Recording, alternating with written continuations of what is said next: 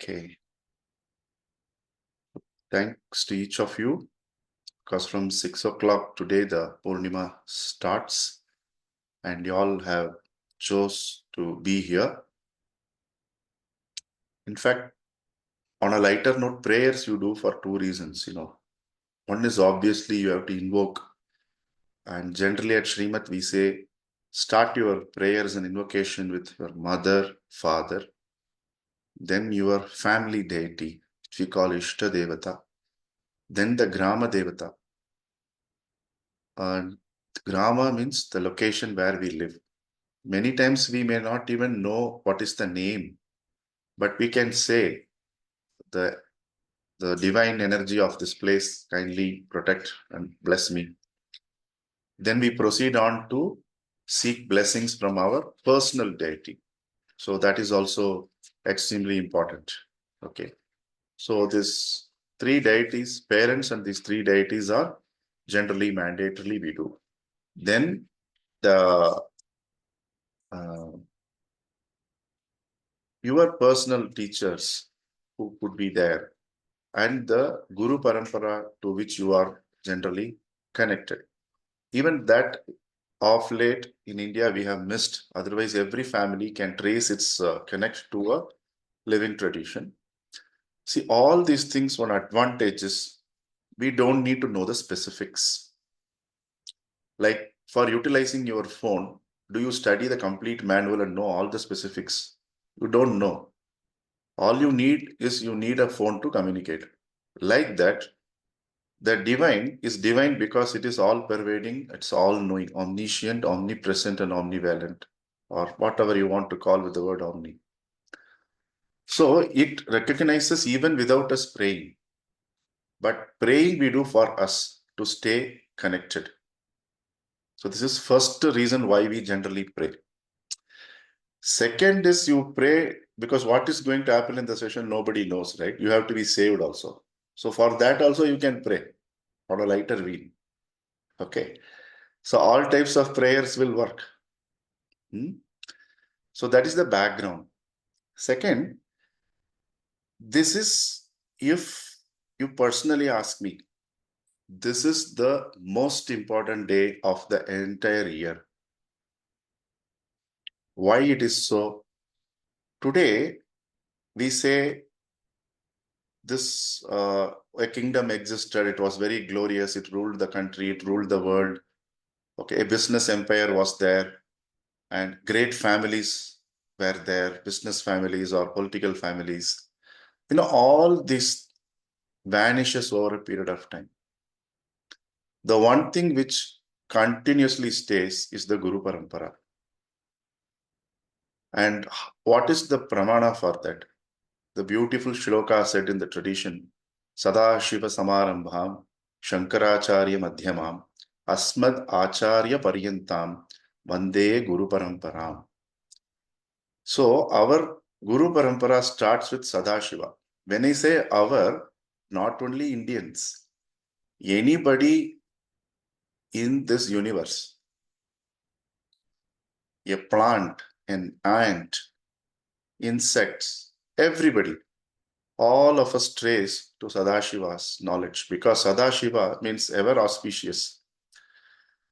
And what is said in our traditions is we popularly know creation, sustenance, and dissolution, and we worship the Trinity.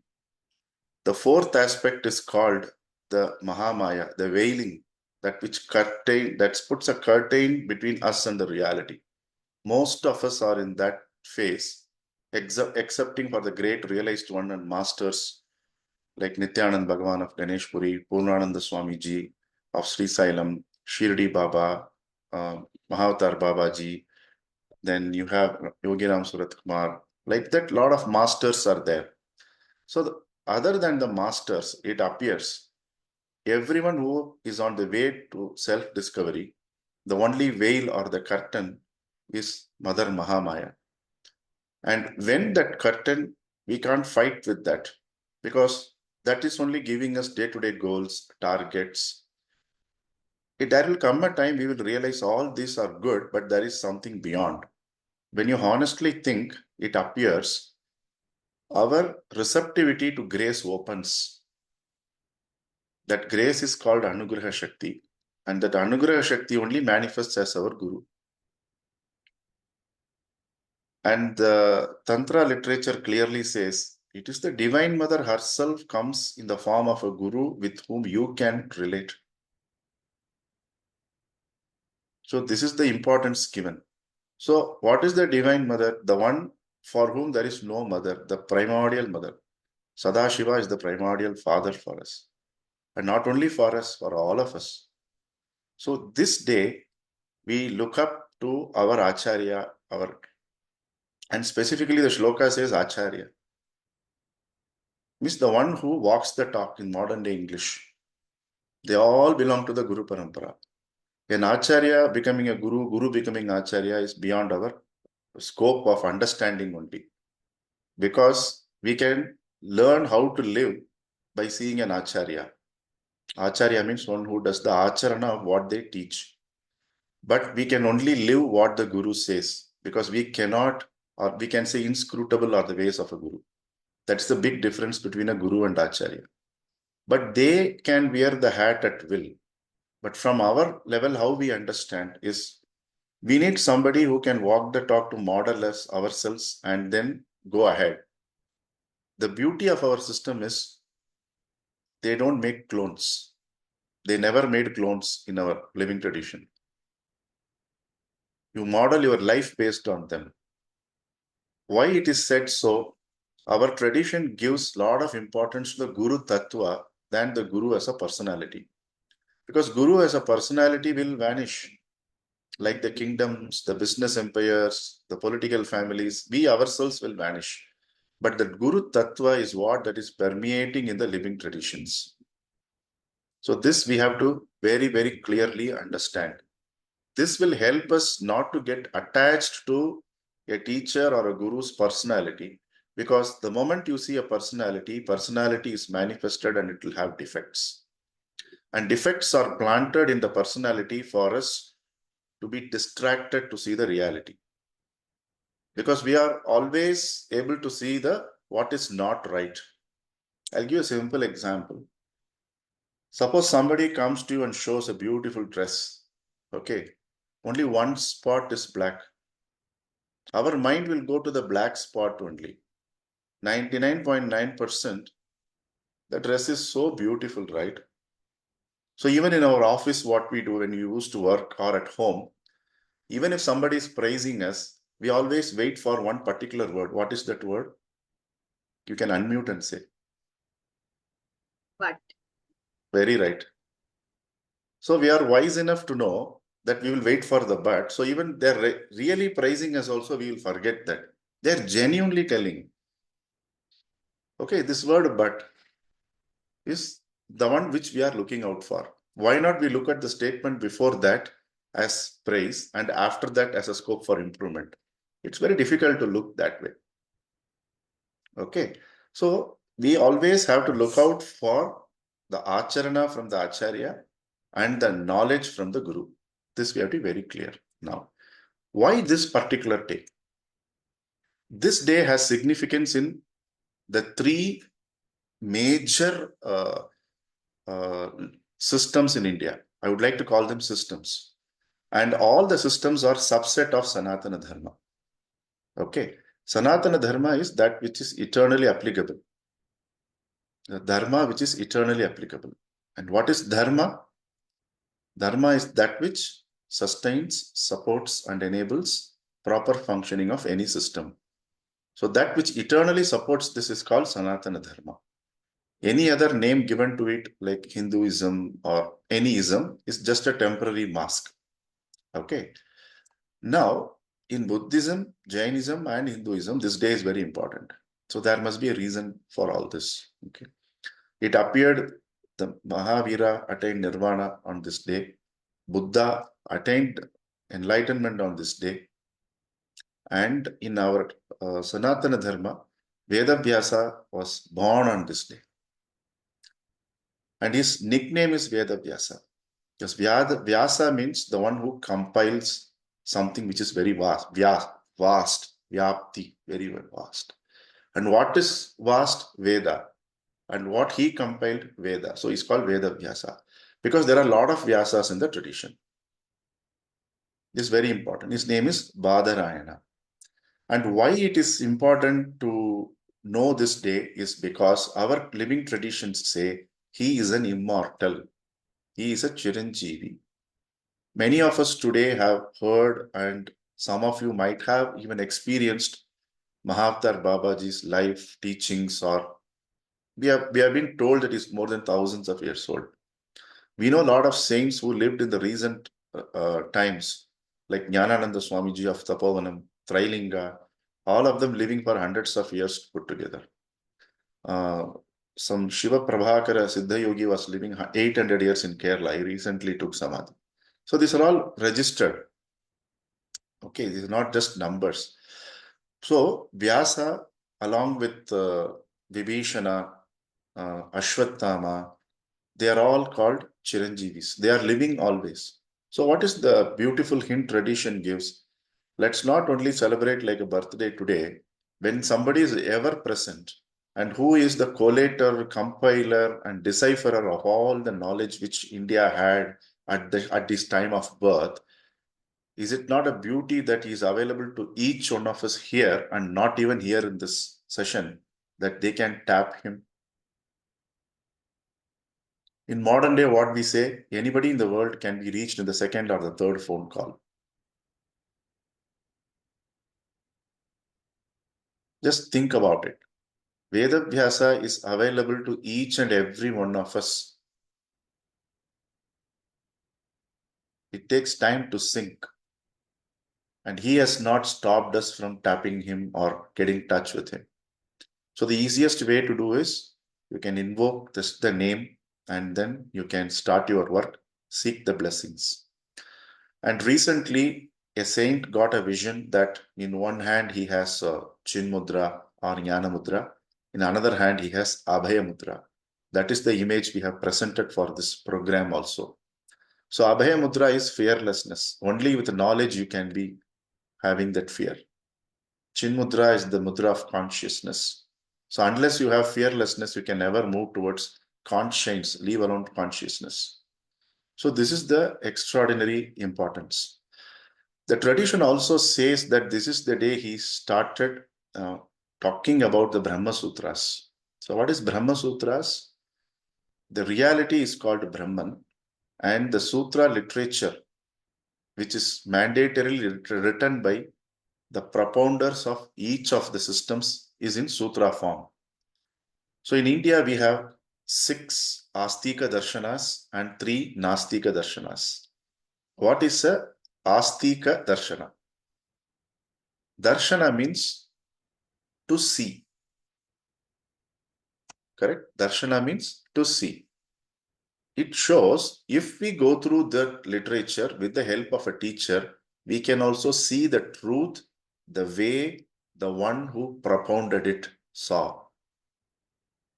Like a scientist tells, water quenches thirst. So you can pick up a glass of water, drink it, and see it for yourself that water quenched the thirst. You got the, no?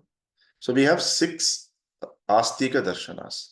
Now, Astika means the systems which are accepting Veda as the ultimate reality. I mean, ultimate reference manual, the last point where everything can be settled. Nastika Darshanas are the ones who do not accept Veda as the ultimate authority. That is not the scope of what we are trying to do. The 6 of the 6 darshanas are there. It starts with Nyaya, Vaisheshika, Sankhya, Yoga, Mimamsa, and Vedanta. Each of these 6 systems were propounded by a great rishi. Nyaya was propounded by Gautama. We don't use the word founder, but our textbooks are using the word founder. We agree to the Stigler's law, which says nothing is new, everything is renewed. It's all recycled. So we say Gautama propounded the system of Nyaya. It is not that before Gautama, nobody practiced logic or discussions or debates. So Gautama propounded Nyaya. Kanna the Kashyapa propounded Vaisheshika, from which Neil Bohr has taken up, and Dalton's atomic model. Modern day medicine also has slight roots in that.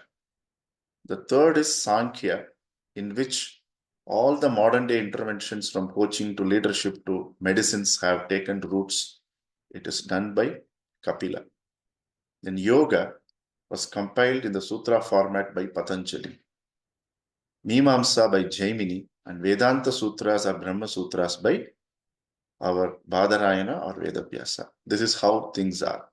So what happens is, at every system, you reach a level wherein you don't know or you don't get an answer to a particular puzzle. Then the teacher would put you to the next system. So what my teacher said is, first two, Nyaya and Vaisheshika, are studied as a set for us to understand. Sankhya and Yoga are studied as a text set. Then Purva Mimamsa and Uttara Mimamsa, that is Mimamsa and Vedanta, are studied as a set. So that complete understanding is derived. So this is a stepwise system in which the acme is Vedanta Sutras, Brahma Sutras, done by Vedavyasa. And then he, with the help of Lord Ganesha, scripted the entire Mahabharata with a single condition to Ganesha, that unless he understands what he writes, he will not write it. Okay. And as I was mentioning to you, he is ever present with us and we can always invoke him. Now, what all the traditions have done is, whether the traditions came after Ramanujacharya, Madhvacharya, Nimbakacharya, Vallabhacharya, anybody, they always study the Vedanta first as the text and the works of Adi Shankara. Based on that, they differentiate what is their system and how their system is different. So for the basis of all this is the Brahma Sutras and the Vedanta Sutras. Am I speaking very fast, or is it okay? Okay. Any observations till now?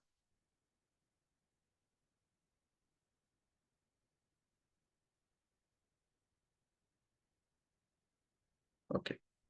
So now let us move to the literal meaning and the regular meaning. All of us know Gu and Ru, the word we have done and dusted because of internet age, everybody knows. Some will say heaviness, some will say remover of darkness. In fact, when you will feel heavy is when you feel ignorant and when you are stuck for a solution. The moment a solution generates, you have an aha moment, you feel lighter. So that is what a guru does to their inner life, so that your external life becomes very clear, your vision becomes very clear. That light which is lit inside, it helping you to see the vision of your own life better. This is very, very important. Second is, the truth which has to be revealed is who we are. So when we study the autobiographical work, which was released after the Mahasamadhi of Abhinav Vidyatirtha Swamiji, Yoga, Enlightenment and Meditation is what the book title I remember. I think that's the book, which many of our Srimad students had it as a course book for their 500-hour course, in which one beautiful example Acharya is giving is, a lamp only can lit another lamp, right? I'm just paraphrasing that incident. Once two lamps are lit, no one will know which lamp was lit first. This is what a guru does to the disciple.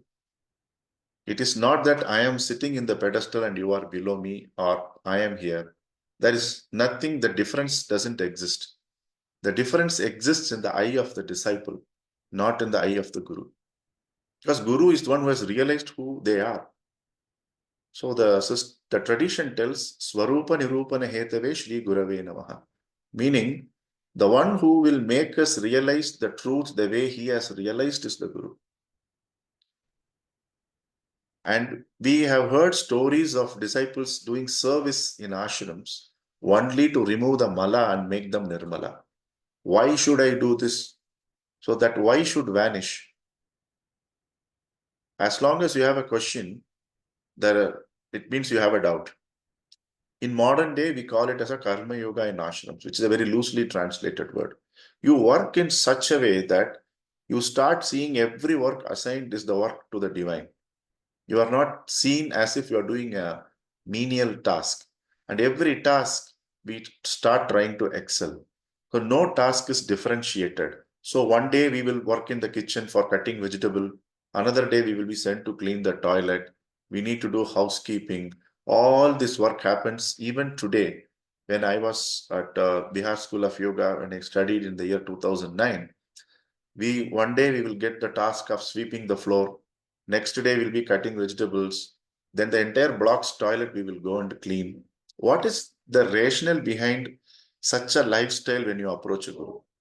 Today we want to listen to the satsang on YouTube and go back to our routine. Accumulating knowledge is not jnana. Accumulating knowledge will only create guilt if you don't apply it.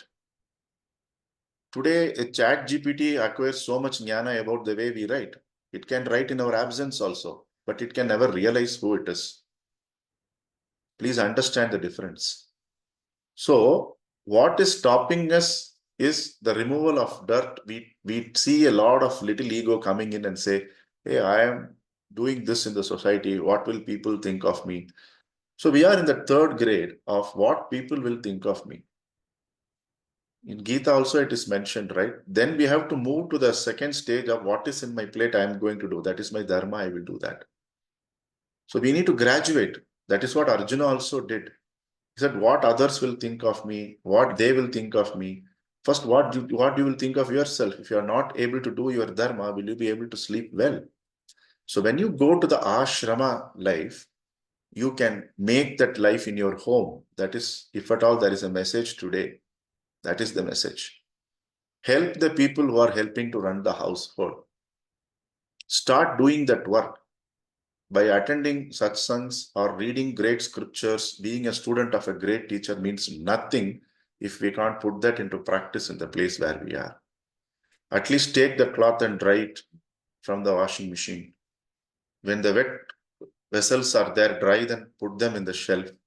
When the grocery has come, cut and put it in the boxes. Start to know what is to be done in the place where you are, which is a known space. Then you will know how to deal with the unknown space which is within.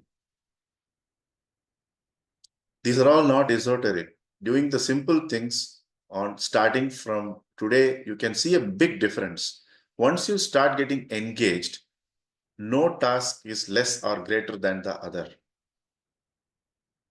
This is the greatest thing we learn living and working with the guru in the ashrams. That is the reason it is very difficult. My teacher will say, living with the guru is living near the fire. You can't go close, you will be burnt. If you go too far, no knowledge will happen because knowledge is fire. Fire is knowledge. You have to maintain the optimum distance. At the same time, you should know what is to be done, what is in your plate. There is no privilege in an ashram life. What if we replicate that life in our home? Why we should wait? Because all of us today don't want to do rituals. We want to realize the God within, the Guru within. You sitting in your home because we don't want to visit the temples. We don't want to do anything. Then you have to do what in your home only, right? So if everything starts at home. So this is one thing you can start seeing. What is that little things at my ambit in my area where I can create ripple, where I can do to clear things, make things lighter. So I can also feel that light within. This is one thing you can do. Second is whether it is Saturday, Sunday, Monday, we are not stopping our breakfast, lunch, dinner. But why are we stopping our spiritual practice? Because it's a Sunday. Do the same pranayama, at least one pranayama. This I have been telling in all the satsangs. Choose one pranayama, go deep in it. Enough. Don't need to learn 20 things and not doing anything. It's better you learn one thing and go deep in it. Then do one mantra sadhana. One mantra, take it and do the japa of it. Only these two things will start cleaning. Why? The pranayama will do the cleaning in the nadi level. Your ability to start doing the work in the physical activity will do the purification in the manas. and the thought process. Why I should do should be reversed. Why I should not do this? Who will do this? I will do this. So this is the way you start cleansing things. You don't wait for something to cleanse. Then you start using pranayama to clear the subtle energy channels. And then do the mantra sadhana to clear the impurities in the mind. So this is the systematic way, maybe from this Guru Poornima onwards. So we decided to have this session today instead of tomorrow. Tomorrow it would be like a vote of thanks session. Today at the starting itself, we kept it because, and it's fortunately a weekend. One small thing, at least dusting of a sofa or television, some basic stuff you can start. See how we can make somebody's life lighter, then our lives will become lighter. I'm seeing in both ways the meaning. Then clear your space externally so that your internal space gets cleared. When internal space gets cleared, our ability to connect with the inner guru will be much greater. Okay, so this is very, very important. And starting from today till the Kartika Masa, the 4 months, we are supposed to travel very consciously. This is very important. So what happened in those days, this was announced as Chaturmasya, the 4 months.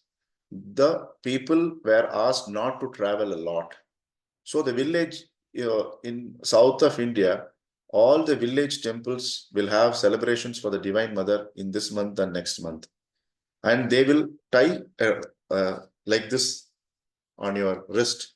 It means you are supposed to be in the vicinity, local vicinity, because communicable diseases may happen during these 4 months, and the flora and fauna need that freedom to propagate and grow well. So right from the worms to the spiders to butterflies, they all thrive on the prana of the rainy season, right? The great trees take it and store it in the ground. So these 4 months, we were advised to travel only if there is a need, and then we stay in a place. So when you stay in a place, what used to happen? It's a great time to go deep in a chosen text, or you can study anything which is going to help you in your inner and external life. So these 4 months, you can do that. You can renew your sadhana, which might have got lost in the flurry of activities and the vagaries of mind the last 6 months. You can re-establish it. And if at all you need to have a visit, try to see if you are connected with the living tradition, can you visit them in these 4 months at least once and pay your respects there. If you happen to go there, do not go like a tourist. At least stay a night in that place and see what you can do there. This is the travel which is allowed, which is mandatorily if you want to visit that place. So what used to happen is the great ones used to stay in a particular village or a town, and people would go to them after their daily work is done and studied everything. Why this culture has to come back is India has survived as a civilization because of these 4 months what we have now. If we lose this to multiplexes and modern day, so-called modern day luxuries, eventually third or fourth generation afterwards, again we have to import this knowledge from the West. There's nothing wrong in importing the knowledge. But when you already have, we need to make special efforts to retain this knowledge by being a practitioner of it. So in every home, even if one person starts this practice, we are there to transfer this benefits to the next generation. Does that make any sense? Okay. Any observations? Yeah. Yes, sir. Yeah.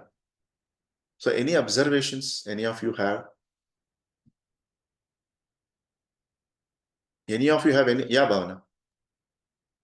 So I think the point you were telling about, start doing small things at home. So I'm able to see this change in myself. Like, I was like that, but I think I was carried away in between. And now I'm really feeling better, like, doing it for home, like other people, family. So I am just coming back into my journey. Like, I mean, I can sense that joy and satisfaction and when Yeah. we do that, right? So I was able to connect when you said that. Yeah, true. The reason is, let us remember, India, the second reason for India to survive is our Rishi and Rishi Patni, that family culture, householder culture. The Sapta Rishis were married. Only a rare one like a Shankara to Ramana stayed unmarried. It's a very extraordinary thing. Okay, so we take pride in the family culture. It may not be the perfect system available, but till you discover a new system, let us follow it. Every system has its plus and minus, because the fulcrum and the central focal point of the reason of our survival is the family system. And remember, all the great rishis to whom we owe the knowledge, they all lived as householders only, where the children went and studied. When Krishna was a child, along with his friends, Balarama, his brother, and Kushela, all of them studied with Sandipani Maharshi in Ujjain. Rama studied not only with Vashishta, but he also studied a lot of things from Vishwamitra. It is very important for us to maintain this household thing. Okay, the knowledge is there when you struggle. Knowledge is never you will get when you escape the duties. And the duty, another name is dharma. And the toughest and the highest dharma is grihastha dharma. Let us renew our vows and stay close to this dharma. Because each of us here came because you have felt that connect with the culture and tradition. So what is the best we can do, we will do. Then there is a meaning to the word Vasudhaiva Kudumbakam. World is one family. Correct? So please remember that. Anybody having any of your experiences during this Chaturmasya or with your teachers, you can please share. Sir, in our tradition, there is something called as Chaturmasya Sankalpa. So, Chaturmasya Sankalpa is where our acharyas don't go, right? As you rightly said, they don't move out of a place for 3 months or 4 months. And then it is so good, right? Like, okay, to go and visit them and get their blessings during their Chaturmasya Sankalpa. So, just wanted to bring that out, sir. So 4 months, and in many traditions, we do 15 days, that 2 months, that is also done. But basically, this 4 months is also in sync with nature's need of us staying in-house. So this is very important. Any of you have any experiences to share? Because I can see elders also here today.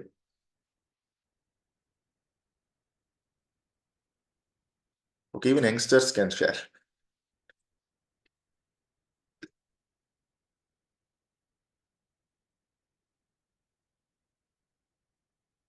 Okay. So I would like to give you one small hint and an exercise which you could practice. This exercise is nothing but just being aware of your breath. I'm not going to go beyond this, but mere practice of breath awareness will reveal and take us closer to our inner and the outer group. Because breath awareness is embedded with a mantra, which we may or may not know. And that is why it is one of the toughest practices. And in the Vipassana system, it is given a lot of importance. It is said in the tradition that when the primordial sound Om, after that, this mantra of the breath is there. And because of the mantra of the breath, we had the alphabets in the Samskrita language. The masculine and the feminine side. When the being starts to breathe like us, so the left and the right side, the breathing happens. So the masters have popularized it as a Soham mantra or Hamsa Soham mantra. So, but right now we are having the session online. Okay. What is the easiest way to do that is, some of us may mispronounce it. So don't worry about all that stuff. Set your clock to 3 to 6 minutes, depending on your ability to allocate time. So we'll practice that right now. For minimum 3 minutes, we will have to do the breath awareness. Is it okay? So let's do the practice. Give me 6 minutes of your time. So once you are ready, you can Sit with your back erect and relaxed shoulders.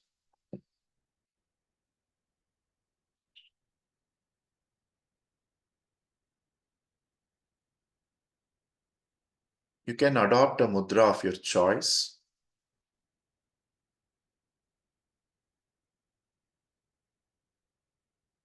And let's have a gentle smile on our face throughout the practice.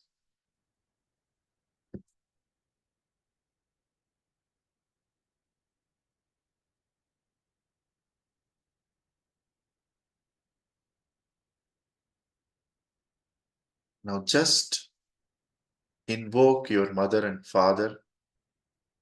Seek their blessings.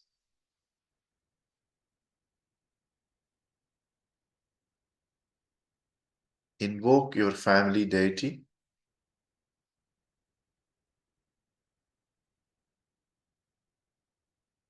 Invoke the deity of the location where your home is there. We may or may not know her name, but just mentally thank her and pray to her.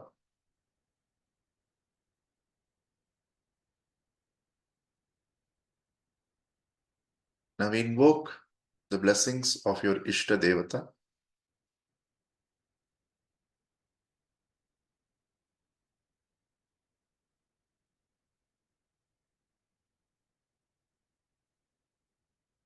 If you are connected with the Guru tradition, you can invoke them.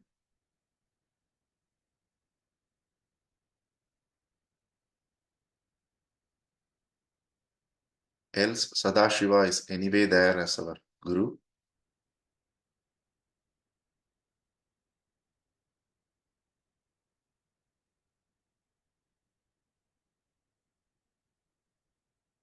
Now, with a gentle smile on your face and with the strength of your invocation, just be aware how breath enters and exits the body through the nostrils. Let us not try to inhale and exhale forcefully. With a smiling face, let us just observe the breath entering and exiting the body through the nostrils.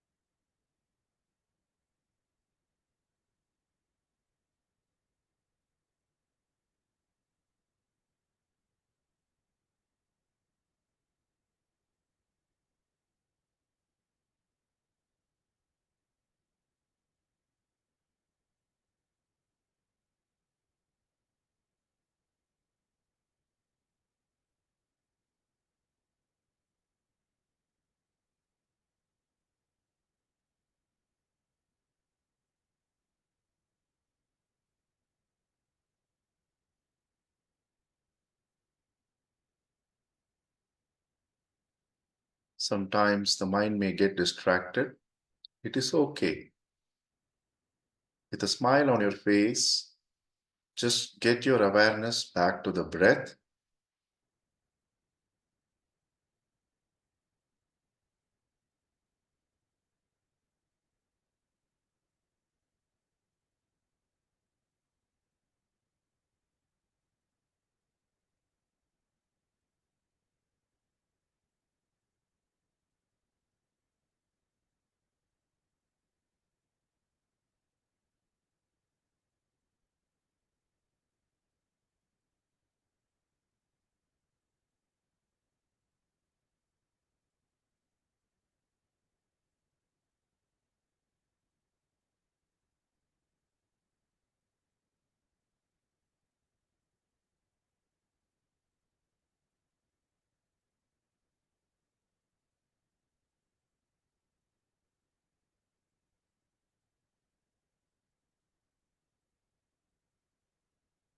Now thank Mother Earth and Cosmos for enabling this session.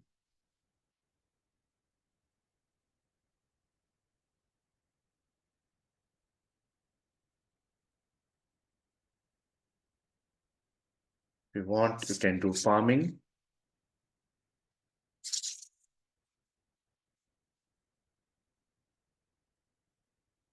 With a few blinks, look into your palms, familiarize your eyes.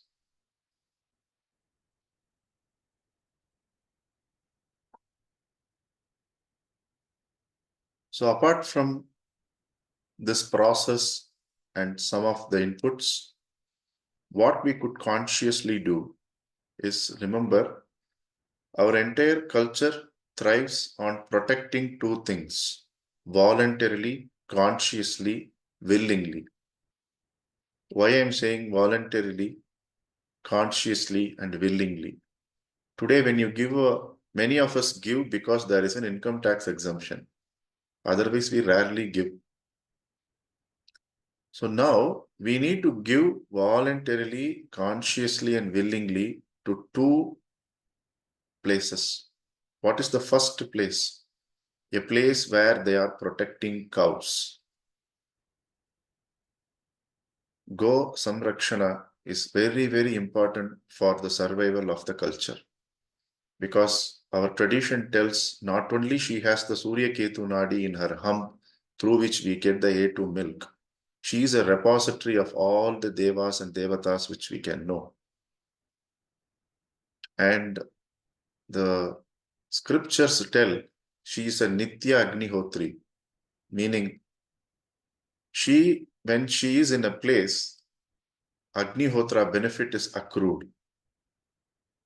Agnihotra is a special ritual which is mentioned in our scriptures. So it is very important for us to protect her. We may or may not have access to that. Figure out and help even a farmer whom you know to maintain the cow. Second is Brahmana. It could be a rishi or a place of knowledge. There are a lot of places there today where we can even send a small token to a Veda Pathshala. Because Veda Pathshala, according to me, today is a thankless job. But still they are preserving the culture.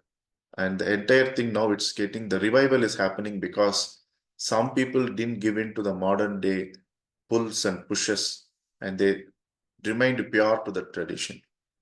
So if you could take a decision to help these two institutions, wherever you find, today you can easily find, you can do your background verification. One place is Go Samrakshana, please do something. Another place is Veda Samrakshana. These two things we have to do because that is connected to Guru Poornima also. Because there is no ashram where Go and Veda related things are not taught even today. And if possible, practice this breath awareness in the morning. It takes 3-4 minutes. And whenever you want to take an important decision and you don't know any technique, any tip, don't worry. Have a fresh glass of water and stay quiet. If you think your talk, your decision is going to make a difference, it can wait for 3 minutes. Unless it's an emergency decision that you have to call an ambulance. Very rarely we have such emergency decisions in life. This could, on a lighter note, I'm telling you, this could also help you to save your bills you spent on Amazon. Before a purchase, pause for 3 minutes. We are very happy to make someone rich and to earn it back is very difficult. So this is applications of breath awareness in the practical plane, day-to-day plane, Vyavahara plane. But in the inside world, inner world, this breath awareness, when you consciously keep practicing, it deepens your connect with yourself. It helps you to respond to situations. And remember, whatever you do to protect dharma, it will protect you manifold. Is it okay?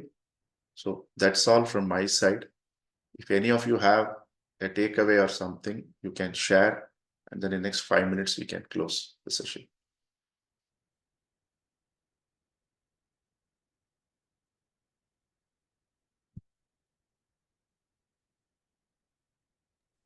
Sir, I'll go. Thank you very much for awesome awareness.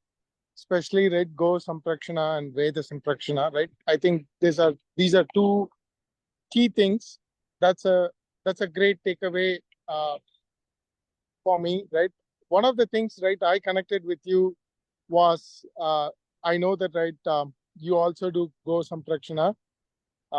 So that's one connect, right, that I had with you. So I will talk to you, right, separately on that, sir. But thank you very much for bringing these two very important aspects of what we should do in this current time and age. Thank you. Umaji has unmuted. Yeah, Sarji, thank you so much. Namaskaram, and thank you. I think my takeaway has been the Chaturmasa and the idea of allowing the ecosystem to thrive and survive and not being selfish to be able to tread on it. That's my biggest takeaway. Yes. Thank you so much. Thank you. Elders like Srikanji, they are there. Please. Yeah, no, thank you, Krishnaji. I think you brought back a lot of thoughts and the awareness that you brought in today. I think we are in our own day-to-day activities and things that we do. It's important that we remind ourselves of the ashrama and what we are doing and how we're doing our dharma, right? So I think it is a very nice, comprehensive capsule that you're able to bring in more awareness, just for myself, I should say, to refresh myself and getting back to the practices, not to miss any, it's important that we do it. So thank you very much. We see presence of elders like you as a great blessing for Srimat and all of our family. Thank you so much for joining today. Thank you. Raghu?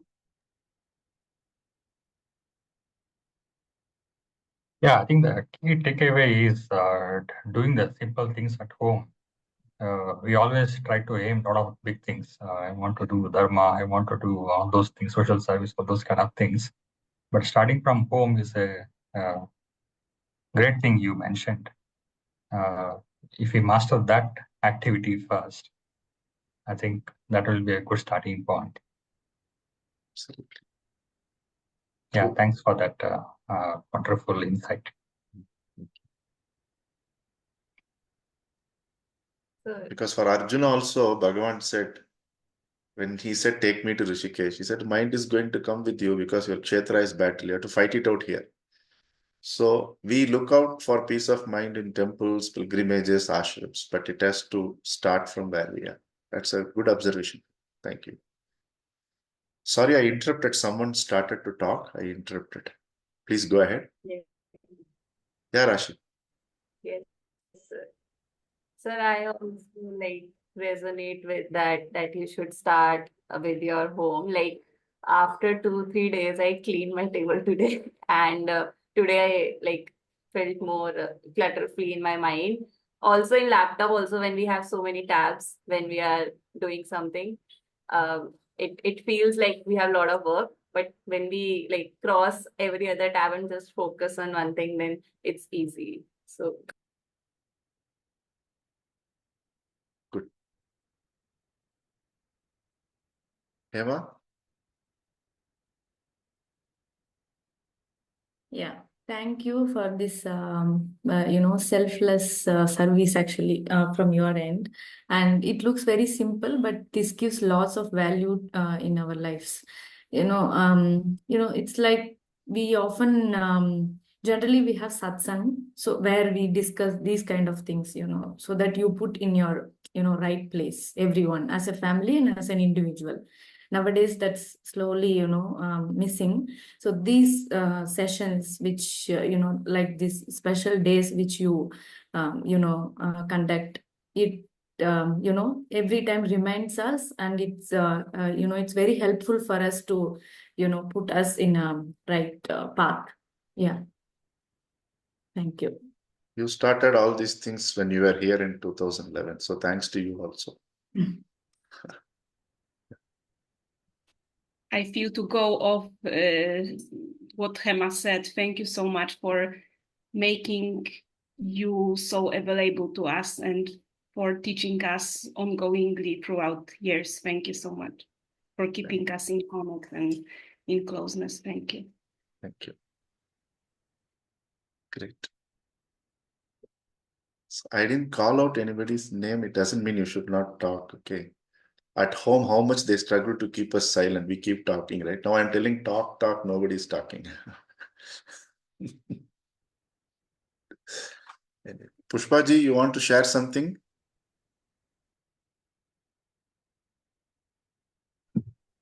I guess it has been mentioned before, the small things that to take care of the house, that frees your mind. That's the main thing. That's a big takeaway for me too.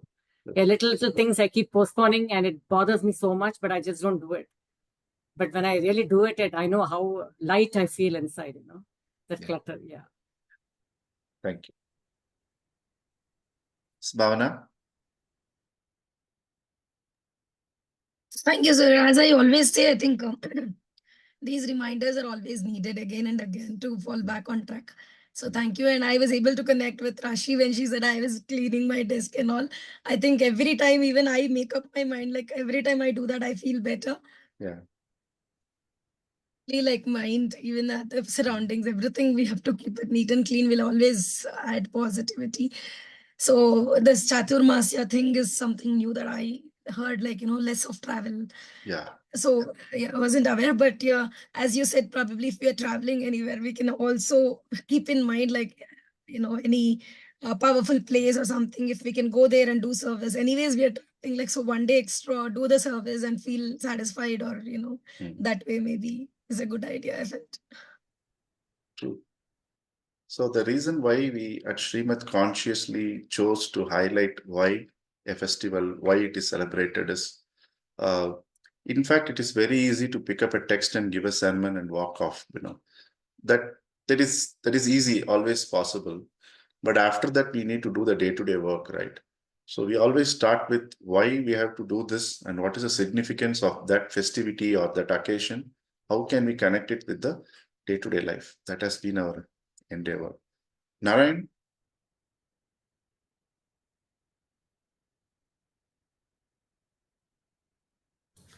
I think two things you have talked about it before also. Even in the outside world, right? We are so used to, I have to learn this, I have to learn that, I have to do this. Okay. Sometimes you end up spending so much time on like just learning, and you don't even know when you're going to use it, or you don't even share sometimes with others. Even if it is not useful to you, the fact that you have learned, are you at least sharing with someone else who may be able to use it? So that is one. And the second thing is, which is also applicable not only at home, I find it even in office also.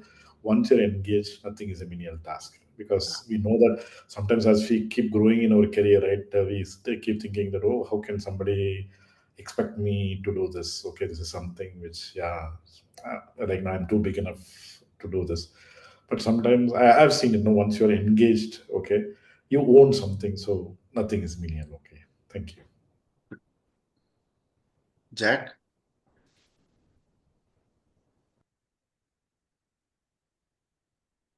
I would say everything resonated, starting with Dharma in mind.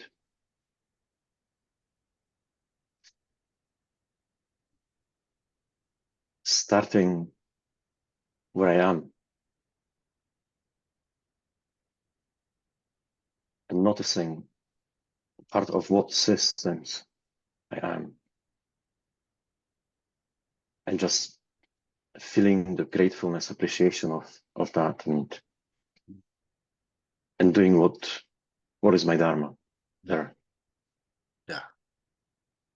I'm very grateful for this opportunity to be here as well. Thank you. Thank you. Gururaj Rao, you have typed it, but still, if you are in a place where you can talk, we'd like to hear your voice.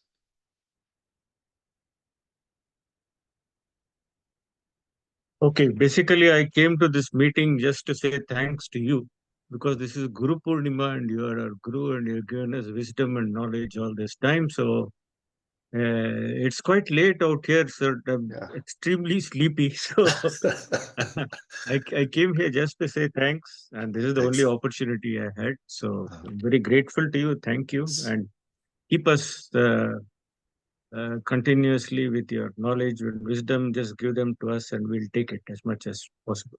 Thank you. Thank you. Yeah, not a pinch of salt, because I clearly know I am not a guru or a master.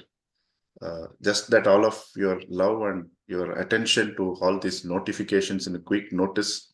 I'm just sharing what the tradition has said.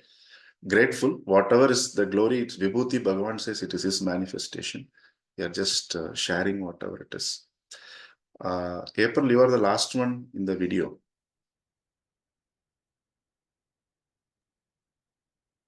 So everybody has mentioned what I was feeling too, and I could resonate with everything mentioned. One thing that I would like to bring out is, of course, every time we listen to you, there's just so much and so many insights and reflections. Today also, I was trying to listen to it from a perspective of how it resonates with me. The little things, what do I do in this situation? So it's always very helpful. I think what I value the most is the community that you've created for us. It's a very safe space. I love every time that I come into a meeting, when I see other people, it's a lot of the energy that we share is very beautiful. So thank you so much for creating a community like this where everybody is ready to learn and serve and have a similar mindset. So yeah, thank you so much. Thank you. Okay. With this, we will conclude. It's 8:01, 59 minutes of the meeting. Thank you so much. All of you, please take care. Namaste. Thank you. Namaste. Thank you. Namaste. Thank you so